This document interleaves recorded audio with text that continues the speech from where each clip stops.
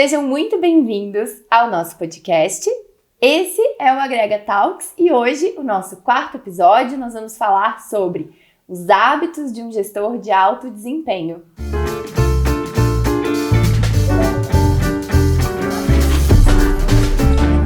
Sejam muito bem-vindos ao nosso podcast.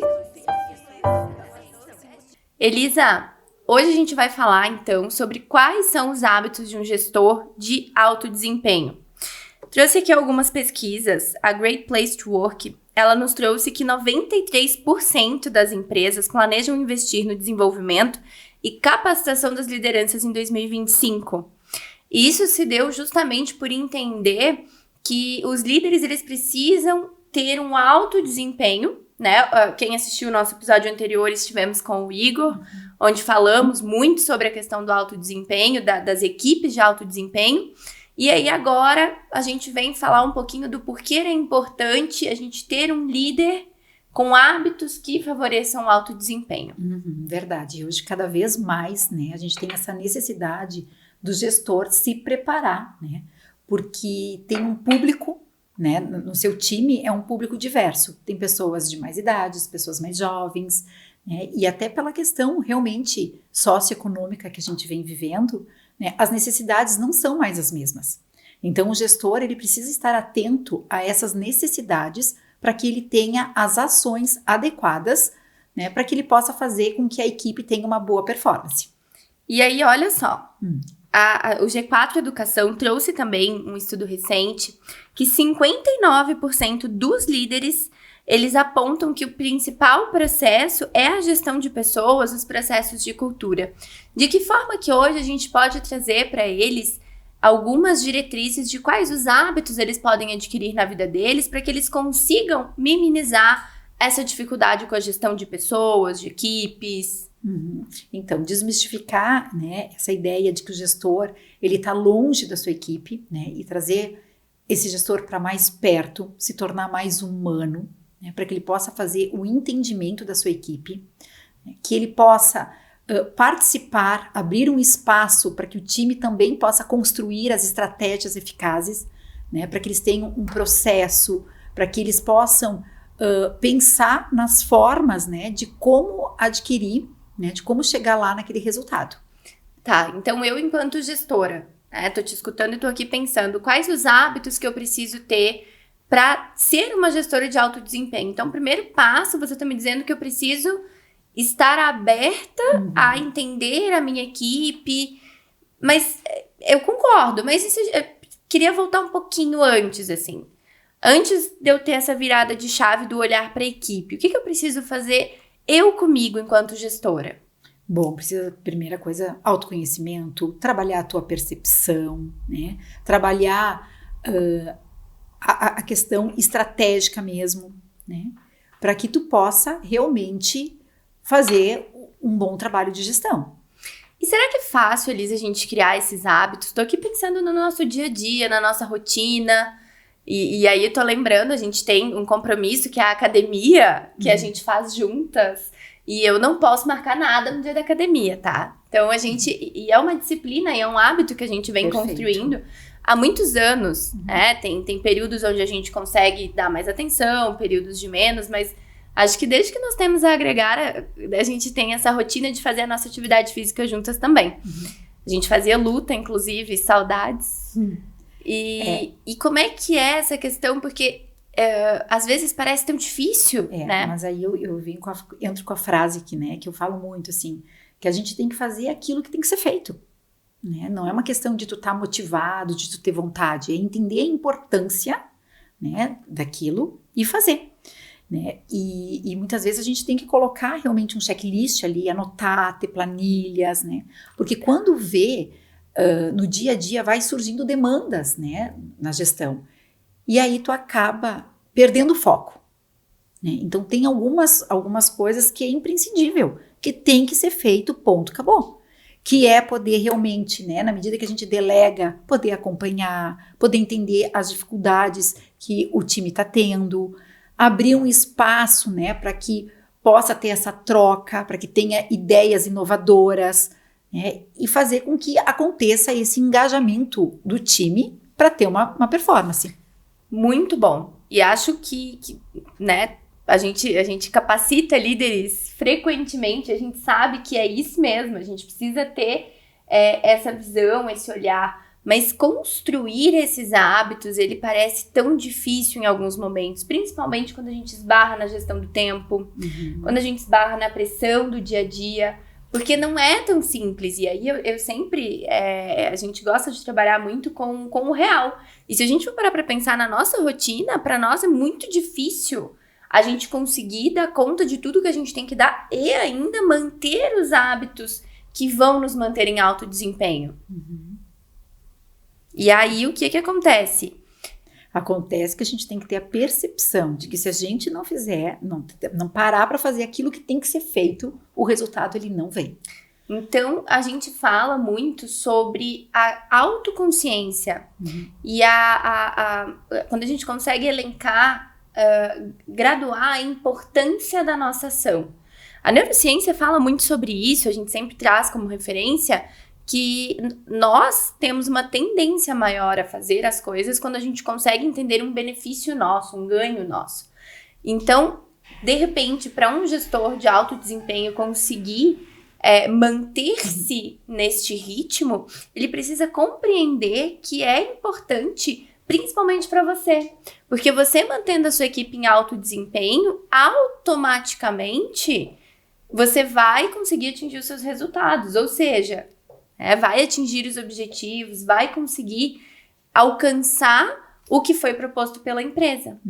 E aí também existe essa questão do time das coisas, né? E a gente poder entender as demandas, o quanto elas são urgentes e o que é prioridade, o que vai trazer resultado. Então, assim, ter esse discernimento, né? E aí saber delegar da forma adequada também faz com que a gente consiga atingir os resultados. Então, um gestor com hábitos, né? A gente está aqui falando desses hábitos de alto desempenho. Então, ele precisa ter autoconsciência, percepção, equilíbrio para não surtar diante de tantas demandas, disciplina. Acho que não trouxemos ainda a questão da disciplina. E eu vou trazer mais uma coisa, amor próprio também. Amor próprio? Amor próprio. Por quê?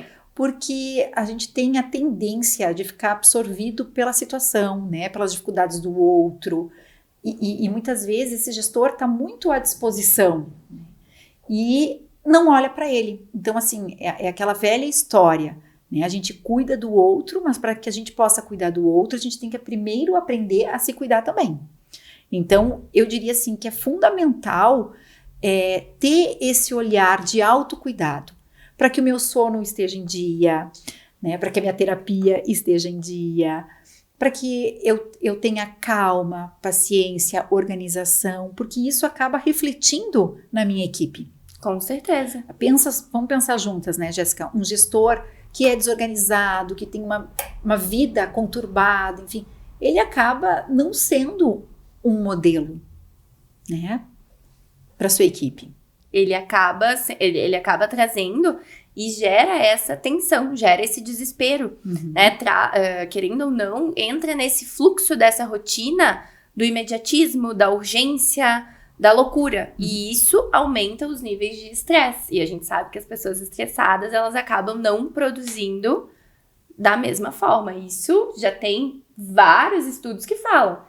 Se eu estou organizado, Por isso que a gente bate tanto nessa tecla, né? De que tudo começa nesse autoconhecimento, nessa autopercepção, para que você consiga, assim, fazer esse cuidado dos outros. Porque se você, acho que o Igor trouxe muito bem, né? Quando ele falou sobre a questão do guia. Quando você é um guia que não sabe para onde está indo, como é que você vai levar as pessoas?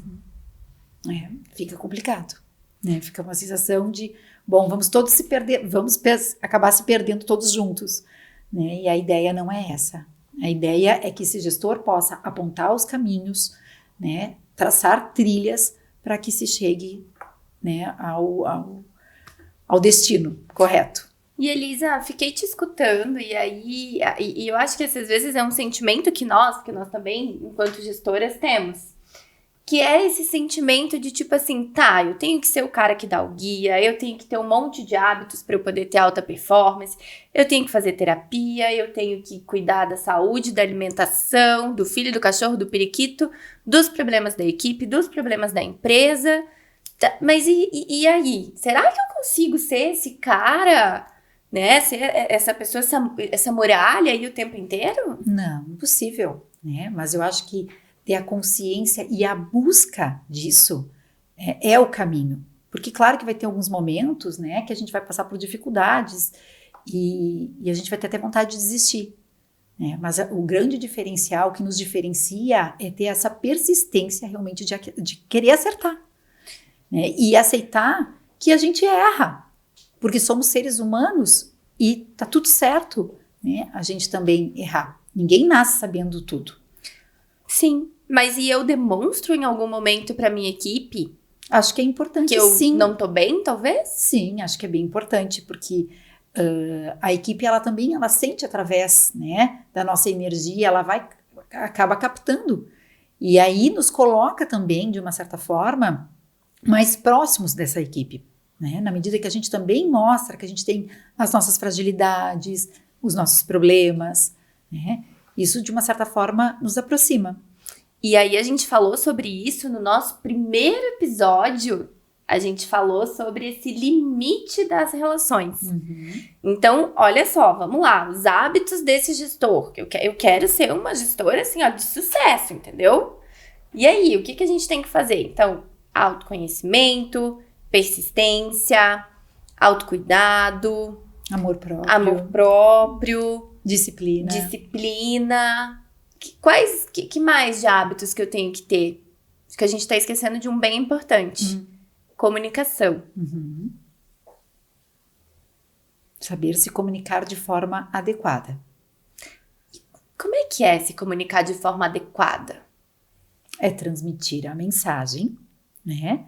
De forma, não vou dizer doce porque fica muito romântico, né? Mas de forma gentil, de forma respeitosa, de forma clara, né? E mostrando o interesse de que eu não estou simplesmente despejando, né, o que eu estou querendo comunicar, mas que o meu interesse é fazer com que, de uma certa forma, eu consiga atingir, tocar o outro, para que ele possa fazer a escuta adequada e com o entendimento na qual eu desejo.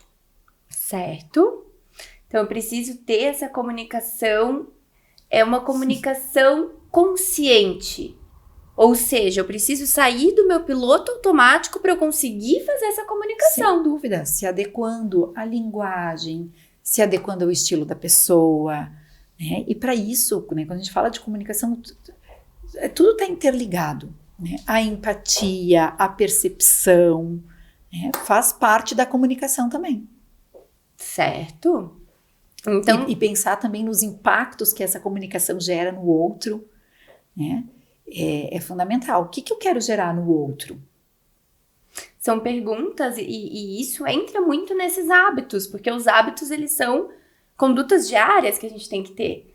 E aí, todos os dias a gente se perguntar, tá, cheguei na empresa, tá tudo pegando fogo, e agora? O que eu faço? Como é que eu vou colocar isso para a equipe? De que forma que eu Sem ser um balde de canivete, né? Segunda-feira joga já aquele monte de problema e confusão. E muitas vezes isso desmotiva. A gente não se dá conta, mas isso desmotiva. E aí o que é importante, né, Jéssica? É esse gestor se dar conta que ele tem que comunicar algo que não é agradável, mas de que forma que ele pode comunicar isso, né? Então, estrategicamente, ele tem que parar e pensar a forma como ele vai transmitir aquela ideia. Então, é um hábito. É um hábito que é a parada estratégica. Não é automático, né? Às vezes a gente fica escutando e a gente admira gestores, né, diretores, enfim, que acaba tendo uma colocação muito adequada. Né? A gente pensa, nossa, como é que aquela pessoa, né, consegue colocar com tanta maestria? Gente, são anos de lapidações, de situações, né, onde vai se tendo esse manejo de forma adequada. E aí, Elisa, olha só que interessante. Vamos ver aqui se a gente tá boa nas nossas sugestões. Então, a World Economic trouxe o seguinte: as principais habilidades que estão sendo procuradas em um gestor de alto desempenho. Pensamento analítico, pensamento criativo, resiliência, flexibilidade, agilidade, autoconsciência, comunicação, percepção e aprendizagem contínua. Tu vê, a resiliência é algo, né, que a gente acabou não falando, mas é de extrema importância, né? Por quê? Porque os desafios, eles são inúmeros. E se o gestor não desenvolve essa resiliência, essa capacidade, né, de dar conta daquilo e não desistir, né, faz com que o negócio não aconteça. Então, a gente precisa criar essa resiliência. E aí, eu tô te ouvindo e tô aqui pensando em gestores antigos, gestores que têm mais tempo de carreira e novos gestores. Quem quer ser um gestor? Porque o início, ele é estrada de chão, com buraco e morro acima. O time testa, né? A diretoria, a CEO, né, também tem um nível de exigência altíssimo, então não é fácil ficar nesse lugar. E aí a gente precisa ter a consciência de novo que essa resiliência, ela é um processo. Quando a gente fala em resiliência, se a gente pensar no conceito físico da resiliência, é a capacidade, né, que o material ali, ele tem de se expandir e de se retrair. E da mesma forma, somos nós, enquanto seres humanos. A partir do momento que a gente toma uma pedrada, uma sapecada ali, quanto tempo que a gente demora para voltar para o nosso estado normal? E quanto mais situações a gente vai passando, mais a gente vai desenvolvendo essa habilidade. Sim, porque vai aumentando o nosso repertório mental e aí a gente vai conseguindo buscar estratégias de forma mais rápida e eficaz diante das situações. Exatamente. Por quê? Porque todas essas situações, elas ficam alocadas em uma memória operacional e quando a gente precisa, o nosso cérebro, ele vai fazer a busca, né? Ele sempre vai buscar links de situações parecidas para te ajudar na tomada de decisão. Então, esses hábitos, e por que a gente fala? Antigamente não se falava sobre hábitos, né, Elisa? A gente está aí no mercado de desenvolvimento humano há alguns anos, bem poucos, que eu tenho ainda 20 anos. Então, o que acontece? Antigamente não se falava em hábitos, né? Não se falava nessa construção do eu líder que é para a vida. Porque não é só ali no dia a dia do trabalho. A pessoa, ela precisa levar isso para a vida dela. Senão, a conta lá no final ela também não vai fechar. Perfeito. Eu não consigo ser duas pessoas. A gente... eu nunca me esqueço que há alguns anos atrás, quando a gente fazia a integração dos funcionários, eu perguntava assim, quem aqui consegue chegar aqui, deixar a mochila dos problemas de casa no portão, pegar a mochila dos problemas e entrar dentro da empresa? Aí sempre tinha eu falava, então me conta qual é a mágica. Não, eu consigo. Gente, a gente pode achar que a gente consegue, a gente pode fazer isso de fato muito bem, mas é impossível a gente dissociar a nossa vida pessoal da nossa vida profissional. E atualmente as pesquisas, os estudos, tudo isso vem trazendo muito mais a consciência para essa inclusão. Claro, porque tudo isso vai nos lapidando, né? E na medida que a gente vai passando por situações, enfim, a gente também vai perdendo alguns medos. Porque o medo, ele nos trava, né? Ele faz com que a gente não enxergue aquilo que a gente tem que enxergar. E aí a gente acaba não tendo a condução de forma adequada. Ou a gente potencializa, a gente maximiza uma situação que não tem necessidade nenhuma, né?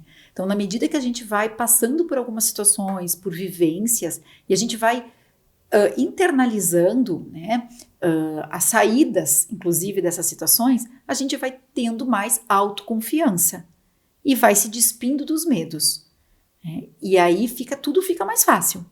Inclusive, tu passa muito mais segurança para a tua equipe quando tu tá despido desses medos. E não que a gente não possa sentir, né? Mas a gente tem que aprender a lidar com eles, porque esse medo, ele pode nos paralisar ou simplesmente ele pode fazer com que a gente redobre a nossa atenção, né? Que a gente entre num sistema de alerta e que a gente possa ser até mais minucioso, mais cauteloso, né? Mais refinado. Então, pessoal, esse foi mais um episódio do nosso podcast falando dos hábitos saudáveis de um gestor de alta performance. E para quem quer acompanhar mais conteúdos iguais a esse, é só nos seguir nas nossas redes sociais, @agregar desenvolvimento. Foi um prazer estar com vocês em mais um episódio.